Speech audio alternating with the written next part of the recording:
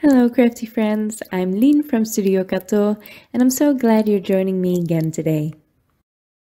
Today I'm making another simple Christmas card, and along with the tutorial I am going to try to give you some tips on how to come up with ideas. Now I'm starting out with the Circle of Waves Confetti Cuts die by Reverse Confetti, and I just cut that out of white cardstock. This is the Clairefontaine DCP 250 GSM cardstock, and I chose that one because it's great for ink blending, and that's how I'm going to color all the different pieces.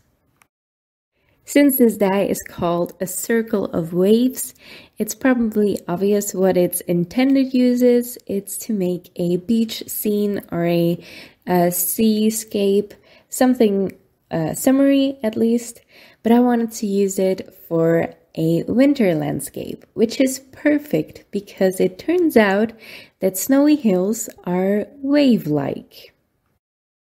You don't have to use your dies as they're intended to be used. You don't have to use any of your products that way. It's probably more fun to think outside of the box, which is obviously easier said than done. But here's my tip to you. Try to pair a product with something else. Something that you wouldn't normally pair it with. So for me, because I am on the Reverse Confetti design team, that meant trying to pair one of their latest released products with something that was released before. And now this release is all about Halloween and Christmas, and I wanted to pair one of those Christmas elements with an older release set that is not necessarily for the holidays. I had a couple of ideas that I came up with that way, and you'll probably see those in future videos, but this is the one I landed on today because I also wanted to test out their inks, which are amazing, by the way. And I'm not just saying that. I am not a fan of promoting products that I don't necessarily believe in, so when I say things like that, I really mean them. I really love these inks. They blend super smoothly, as you can see. They're highly pigmented and they come in amazing colors. I love the blues and I especially love the reds. I wasn't able to use them in this card, but I did use them on a future project and I love them. The colors are wonderful. So also try to use products that you want to use, that you're inspired by, or that you want to try out. That usually helps the process along. Now I just taped all those waves together, the waves from the circle. I taped those together on the back so they'll be easier to manage in the end. I'm making my circle card base a little bit different today. I cut 2 white circles just with a stitched nesting die, and then I scored one of them just to create a flap at the top, put some glue on that flap, and then I can glue that to the other white circle. I did glue a red circle on top because I wanted it to be a little bit more festive. Because of all my babbling on about ideas, I didn't even mention where these trees came from, and they are from the Tree Confetti Cuts die, which is actually a really large tree that fills up an entire card front, but I just used the top of that. It cuts out a couple of different stripes and then this triangle at the top that makes up the tree, and I just used the top triangle.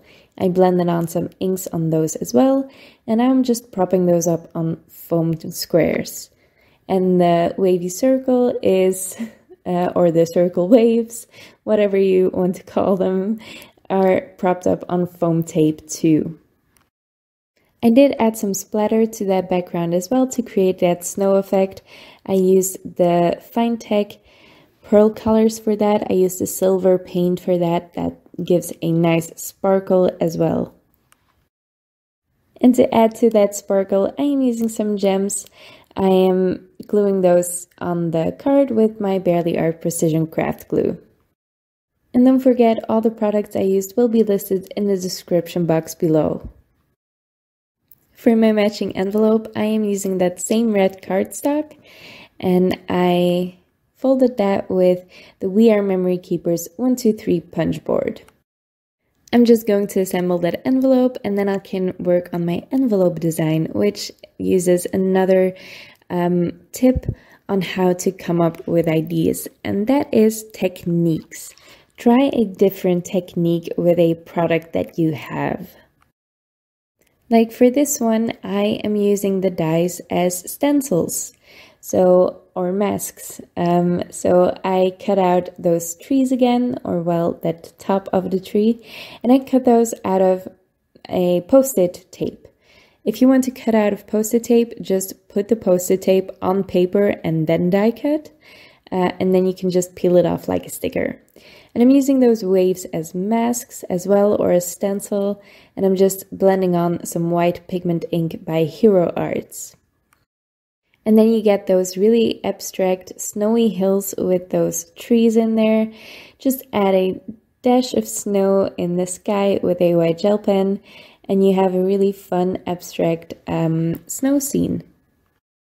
So switch up your techniques for your supplies and you'll come up with tons of different ideas as well. There's so many things you can do with your products. Thinking outside of the box is really easier than it sounds, I promise. So that finishes up my card and my little TED talk about inspiration and card ideas. I hope you liked it. If you did, make sure to leave a thumbs up on this video and leave your thoughts in the comments below. I would love to read them. What's your favorite way of coming up with new ideas? Are you a technique person, or are you inspired by colors or something else? Let me know in the comments below. You can also subscribe to my channel if you want to see more of my videos.